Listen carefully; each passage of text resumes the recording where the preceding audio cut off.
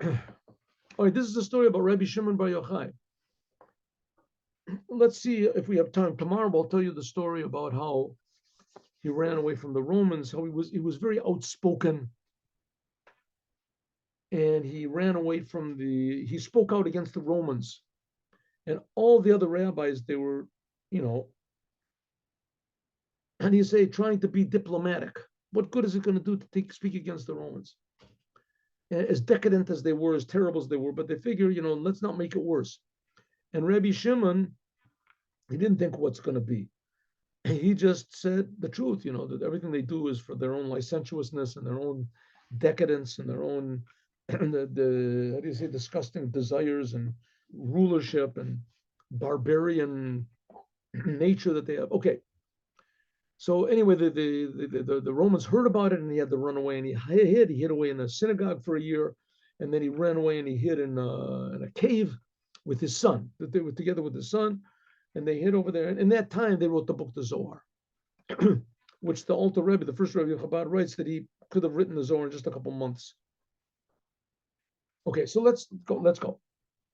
Story. The story about Rabbi Shimon Bar Yochai, as holy as Rabbi Shimon Bar Yochai was, and there were tremendous, amazing miracles that were done for him and for his son.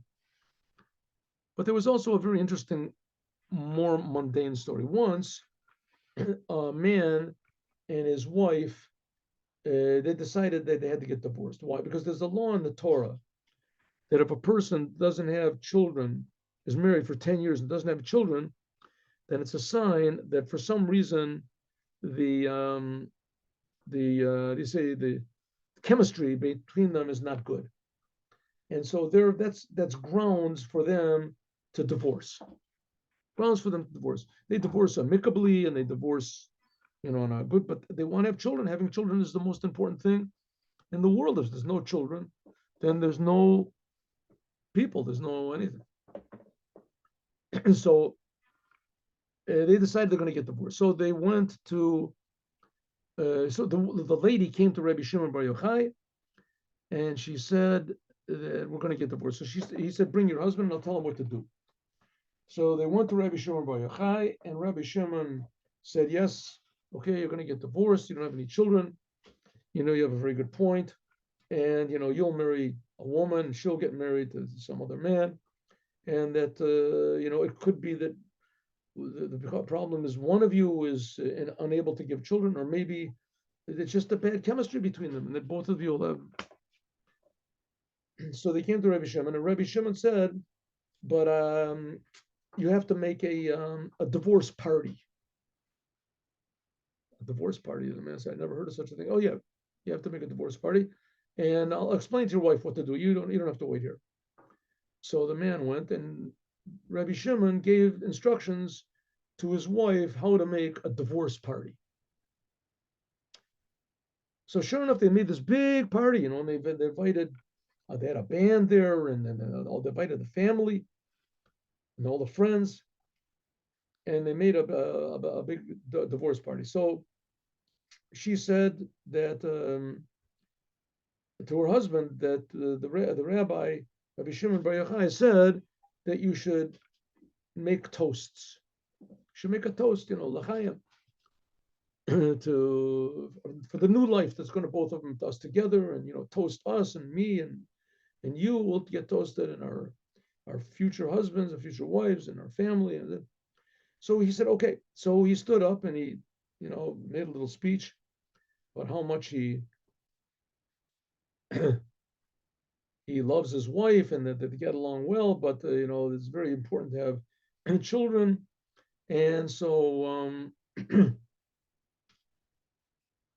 he made a toast. He made a toast to her. He said, I'd like to make a toast to me, and a toast to her new wedding and my new wedding, and a toast to her parents, to my parents. And she said, why don't you make a toast to our new home? She said, and so he made these toasts, and finally he got like really, really drunk, and he said that, she said, Rabbi Shimon said that you should, give me a present before, a divorce present. So he said, okay, I give my wife in front of all of us. And he was like crying, my wife before we divorce, and I want to give my wife. She can take whatever she wants. He's like drunk out of his mind. Says she can take whatever she wants from the house, anything she wants from the house. She could take the safe. She could take the key to the house. She could take anything he wants, my bank account, anything he wants, and then he takes and makes another l'chaim, and he falls unconscious.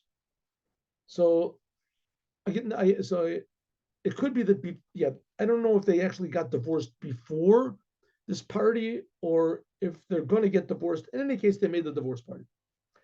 So next morning he wakes up and he says, "Oh yeah, I got to go and get divorced, And so he looks around and he says, "Where am I?" So he sees that he's in the house of his father-in-law, and there is his wife standing over him. So he said, "What happened over here? Where am I?" He said, "Oh, did you take my house? You took everything." I said, "You could remember. You said I could take you can take anything you want. Did you take my house? And now I'm without a house. That's okay if that's what you want." She said, "No, no, no, no. You said I can take the most valuable thing that there's in the house." Yes.